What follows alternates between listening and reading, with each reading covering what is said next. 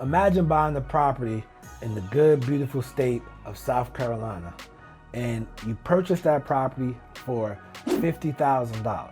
It's rented out for $600, right? Your property taxes, they are $300 for the whole year. So you're like, yo, that's manageable and affordable, nothing to complain about. However, a few months after you buy the property, you get that there's a new tax bill and your taxes go from $300 to $1,200 and you did not do any repairs. Well, that nightmare is my situation. And now, instead of cash flowing, you were barely breaking even. Investing in the state of South Carolina, you should know this before you attempt to do so. South Carolina is a beautiful state with some beautiful cities. What am I talking about with beautiful cities? I'm talking about Greenville, South Carolina. I'm talking about Columbia, South Carolina. I'm talking about Myrtle Beach, Charleston, Hilton Head. Now, the last three are more so beach city and get a lot of tourism there.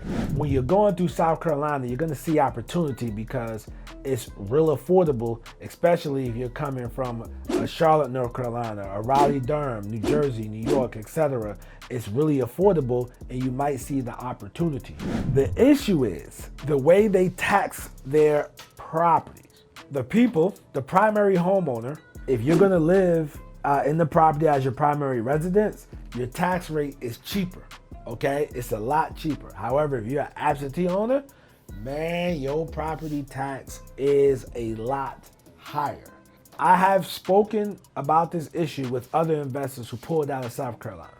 I'm actually down to one of my last rental properties. Hopefully it'll be listed this month by the time I post this video, that I had in a rental in one particular city in South Carolina. That city is actually Rock Hill, which is still a growing market, all right?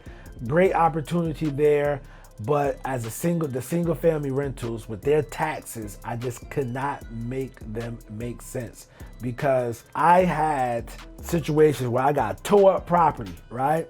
Property tax is $200-300, and then once I buy, I'm an absentee owner, and now it's $1,200. I had somebody tell me, yo, I fixed up my property. The property tax was $800, and then after I fixed up the property, I put a tenant in there. It went from $800 to $2,800, and it was like, yo, what the hell? $2,800 times 12. He was like, yo, I'm paying almost, it was like 200 and some change a month just for taxes. And the person who lived next door, they'll be paying $1,200 because it's their primary residence. It just doesn't make sense.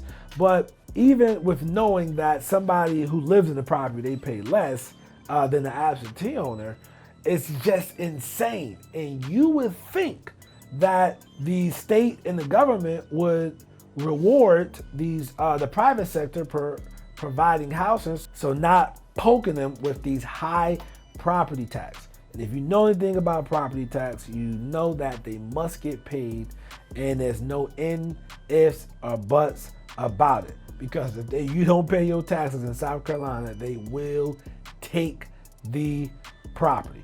Now, typically, if you live in the house, overall, you're charged the tax rate at 4%, right? And if it's an absentee owner, it's 6% of the fair market value. And then the tax office, they do their calculations based on that to come up with the number that you have to pay in property tax. Now, not a tax professional, so please, if you want the breakdowns, you can go do your Googles, call down there and see how they exactly break it down. Now me, I'm gonna tell you, it's not that black and white. It's definitely not that clear, because I know somebody, they bought an investment property in South Carolina. They paid $80,000 for the property. The property was worth $200,000, right? They put $60,000 into the property. All right, now they're in the $140,000 property worth $200,000. When they bought the property tax was around $990. They're in for $140,000, and being that they're in for $140,000, in the property. They went to go refinance it. As you know, interest rates are high right now. They told me that, they got a letter from the local municipality that, your taxes will be $4,000 for the year now. $4,000 for the year. So they waited until the lease was up. They didn't renew the lease.